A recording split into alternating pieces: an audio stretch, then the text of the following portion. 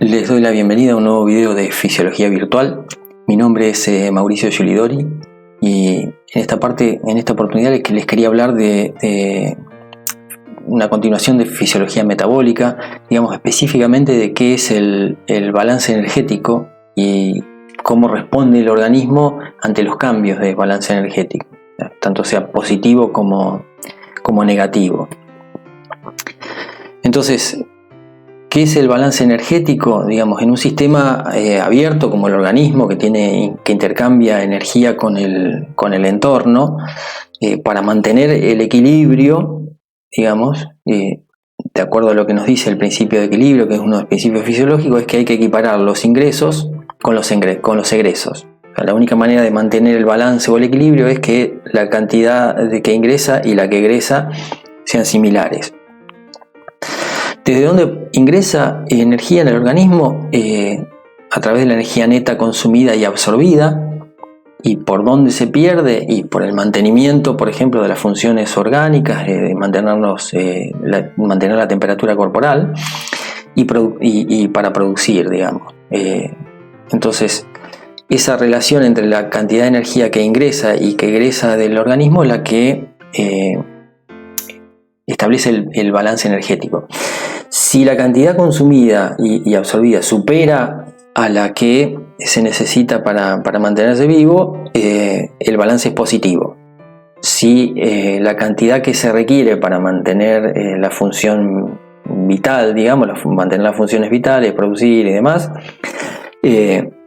si esa supera a la energía que se consume o que se absorbe, el balance es negativo. Entonces, digamos, vamos a ver cómo hacen las células del organismo para saber qué balance energético tiene el organismo, ¿no? Entonces, el ATP, acuérdense que podría transformarse en ADP. Esta es una relación que es ida y vuelta, digamos. Entonces, está en equilibrio. Ese ADP también puede transformarse en AMP y esa relación, esa ecuación puede desplazarse hacia la derecha o hacia la izquierda, ¿no?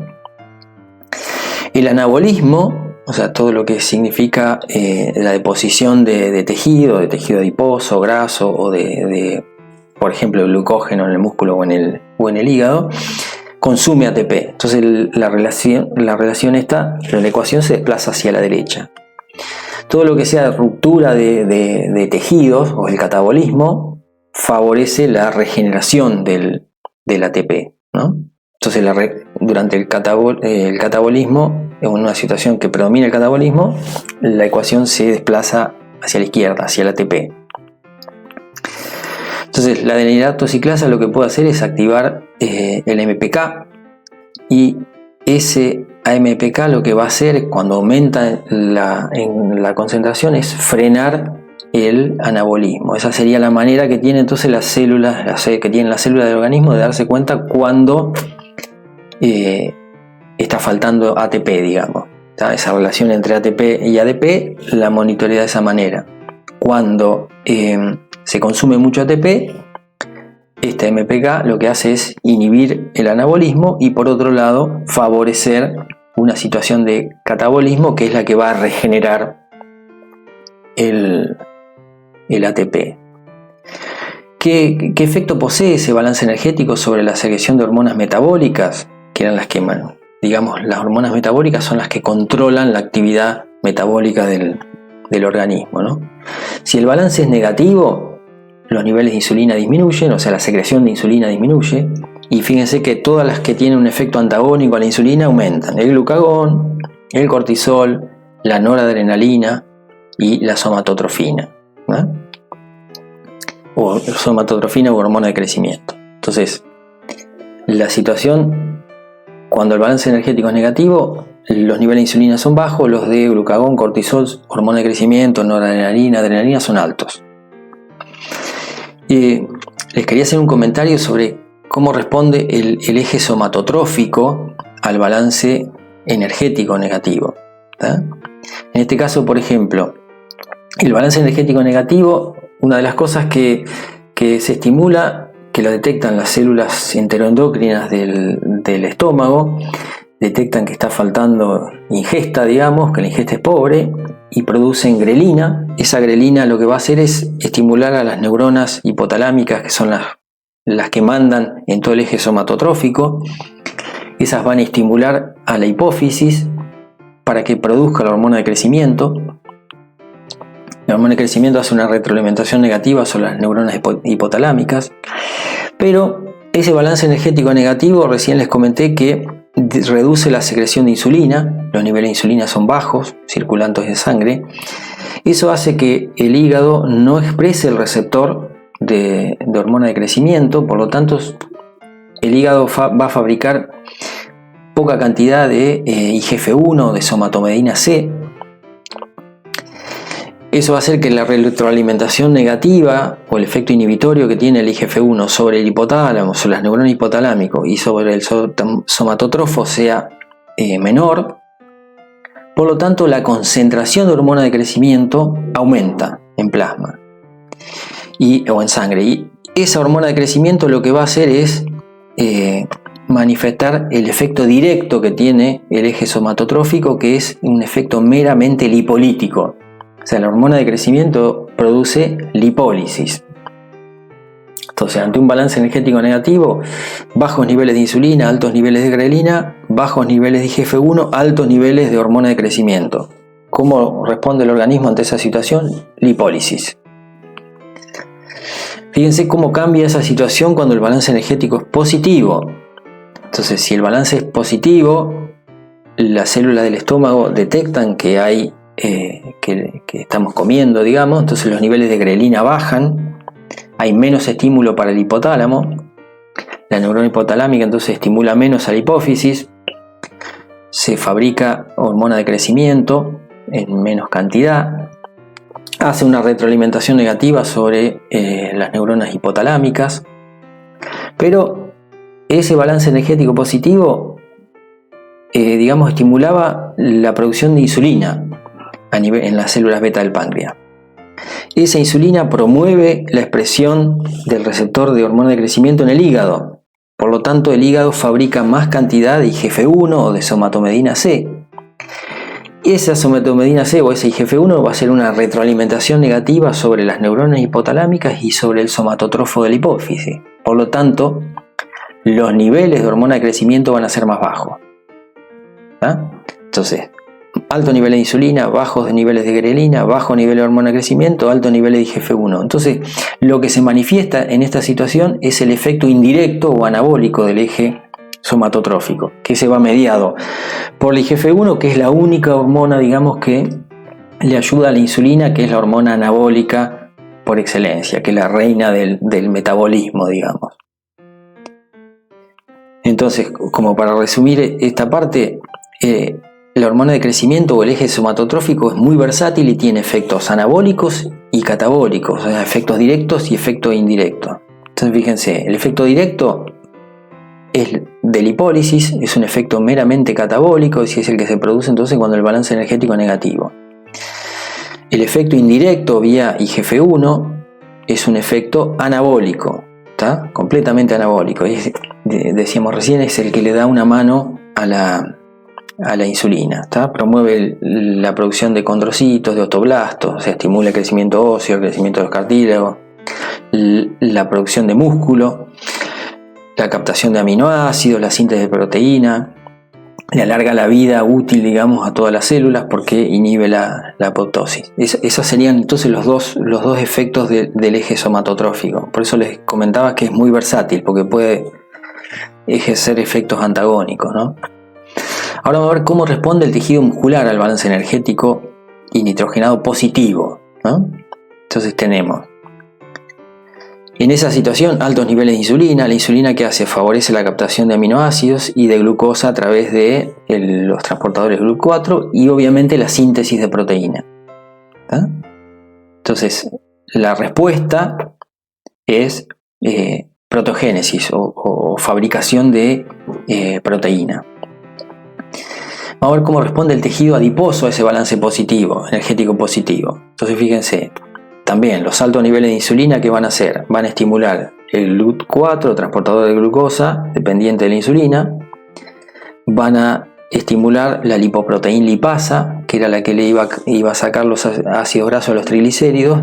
Entonces fabrica glicerol, lo une a los ácidos grasos libres y sintetiza, entonces, o fabrica triglicéridos, deposita triglicéridos del tejido adiposo, ¿tá? Entonces responde con lipogénesis, ¿tá? Síntesis de grasa en el tejido adiposo. Esa es la respuesta a un balance energético positivo.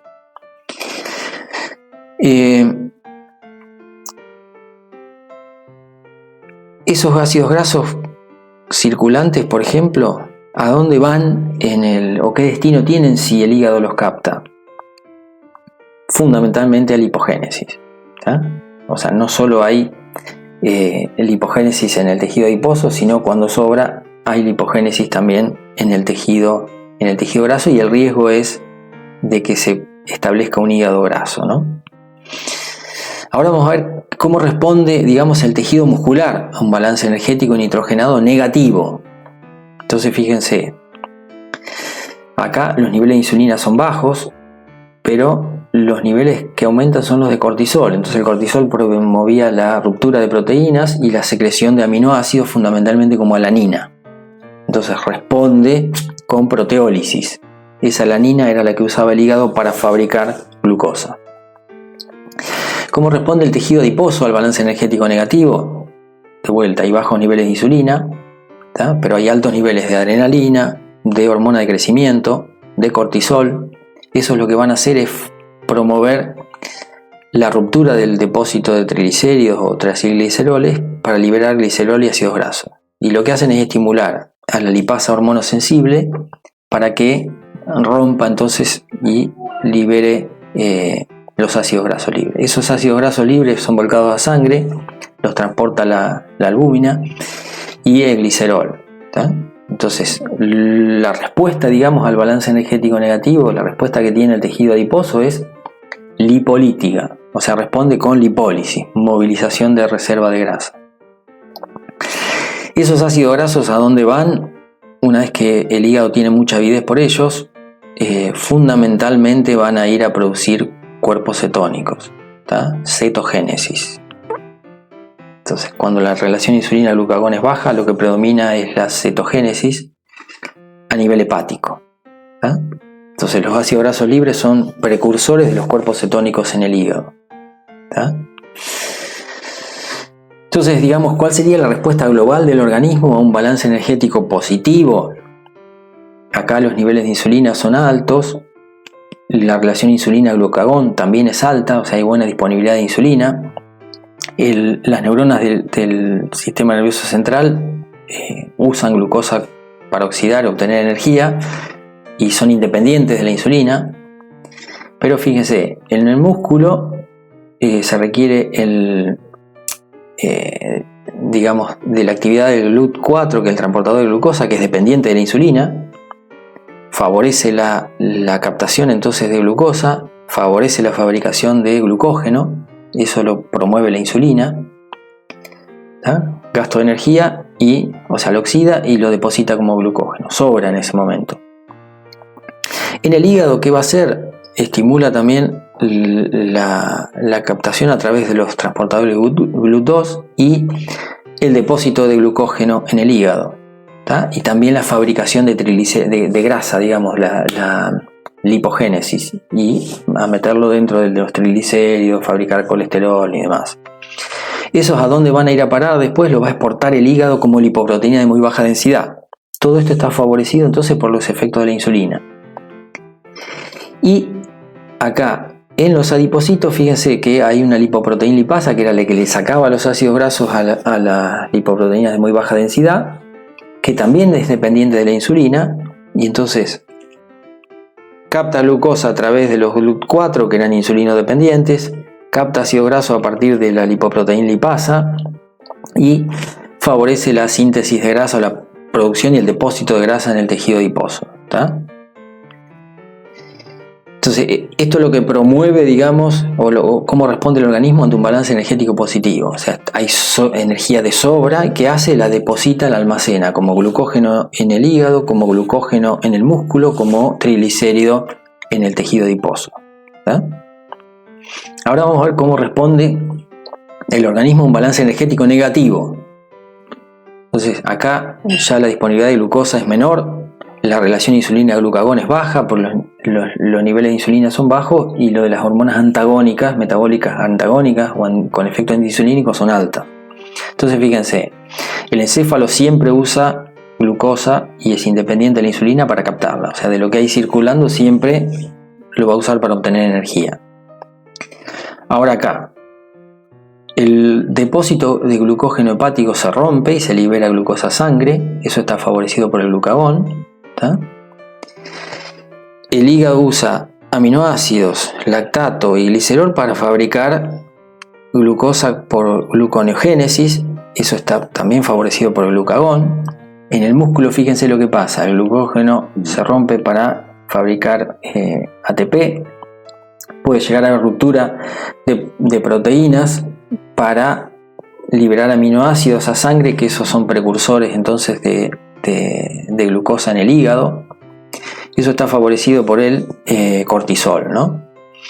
Y en el tejido adiposo, fíjense lo que pasa, los triglicéridos se rompen, se liberan ácidos grasos libres, parte se usan para obtener energía, pero esos ácidos grasos libres los va a usar el músculo para obtener energía, y el hígado, a partir de esos ácidos grasos libres, como no los puede oxidar completamente, ¿qué va a hacer? Va a fabricar cuerpos cetónicos, y esos cuerpos cetónicos van a ser fuente de energía para el cerebro, para la neurona del cerebro, y también para el músculo, digamos. No está puesto acá por una cuestión de espacio.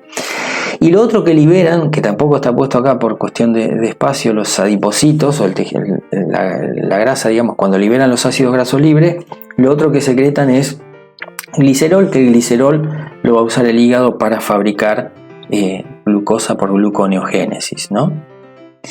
Entonces esa sería, digamos, cuando el balance energético es negativo, que hay movilización de glucógeno, o consumo de glucógeno del músculo, movilización de glucógeno hepático, movilización de ácidos grasos del tejido adiposo, ¿tá? Y esos son transformados en el hígado en cuerpos cetónicos. Entonces el hígado fabrica glucosa, fabrica cuerpos cetónicos, el músculo entrega aminoácidos y el tejido graso entrega glicerol y ácidos grasos, ¿no?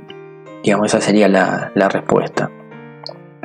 Entonces, para ir terminando, ¿cómo podemos evaluar indirectamente el balance energético? Digamos, una opción es a través del grado de engrasamiento, ¿no?